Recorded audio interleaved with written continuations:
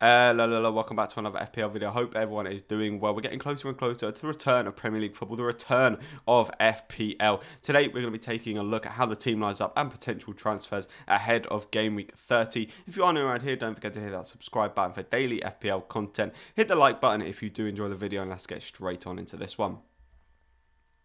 So quickly, before we do take a look at how the team lines up for Game Week 30, a quick look back at Game Week 29 and how I fared. The Game Week average was 25, a pretty low average. I think most people only had kind of 5 or 6 players playing. I got 52 points minus 4, so that's 48 points total. Moving my kind of overall rank to 436k, it was a very small green arrow, and now my overall points sits at 1,778. I'm hoping kind of the target for the end of the season is to be somewhere in and around the 200k mark. I think that would be very, very nice and a realistic goal.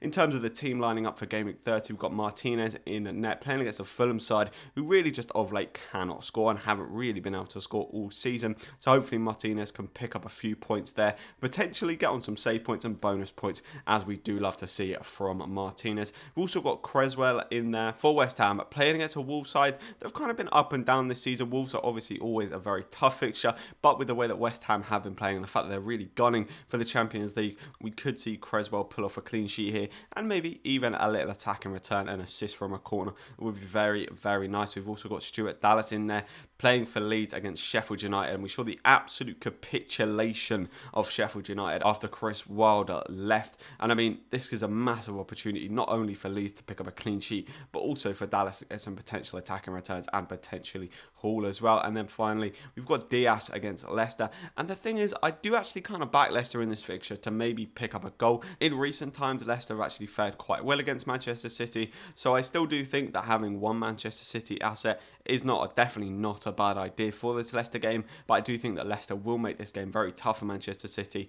But Diaz, obviously high ownership, and Manchester City with the best defence this season, so definitely is not a bad pick. Now, taking a look on into the midfield, we have first and foremost Heung-min Son. Obviously, he still does have that injury concern over him. I do think that he will be back for this Newcastle game after the international break. There was some chatter about him maybe playing the Aston Villa game, so the fact that he was maybe in contention to play the Aston Villa game, I think means he'll definitely be back for the Newcastle game, and kind of making everyone rue, or making all the people who got rid of him rue getting rid of him. We've also got Rafinha, and similar to Dallas, has a very, very high chance of hauling in this game against Sheffield United, who've just been abysmal of late, conceding 5 goals against Leicester. And I mean, yeah, hopefully Rafinha can absolutely smash it. He got that goal against Fulham. It's been a kind of not a long time coming, but Rafinha is one of those players who you kind of watch, and he's kind of at least getting one good opportunity in every single game to score. I remember in the Chelsea game, he kind of had a shot which Mendy just about saved. So hopefully Rafinha can put out a nice score against Sheffield. We then also have Jesse Lingard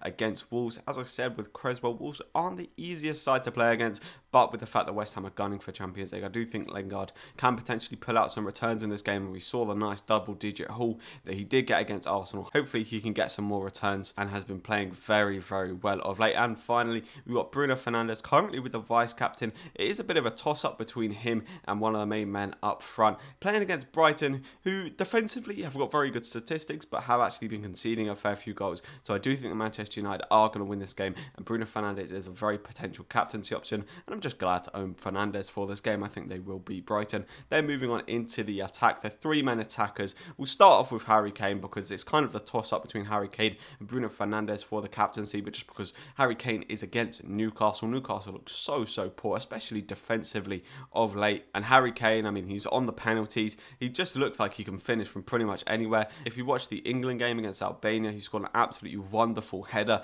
He is being run into the ground a little bit though by Mourinho, so he's kind of, got less energy during games. But that doesn't take away from the fact that Harry Kane is still an unbelievable finisher, and if you get him in front of goal, he most likely will score. And then we've also got Ollie Watkins there for Aston Villa, playing against Fulham. Now, I did mention Fulham kind of not being able to score, but they have of late been very, very good defensively. But with Jack Grealish due to return for this Fulham game, I think that increases Aston Villa's attacking potential by an unbelievable amount. And so I think that Ollie Watkins is a good option for this Fulham game and could easily bag us some returns. And then finally, the other main man up front, Patrick Bamford, going with a triple lead against Sheffield United. I'm very excited for that game, as I do think the Leeds boys can bring in some big big returns. And then finally on the bench we do have Vestergaard, Tierney and Smith Rowe. Obviously Tierney and Smith Rowe both playing against Liverpool, the Arsenal boys. I do think that Arsenal can actually do something against Liverpool. They may not keep a clean sheet, but I do reckon they can score and could potentially come away with a result. The Vestergaard on the bench there against Burnley, I just don't really know who to swap him out for. I was potentially going to swap him out for Lingard, but after he got that double-digit haul against Arsenal, I can't really be doing that.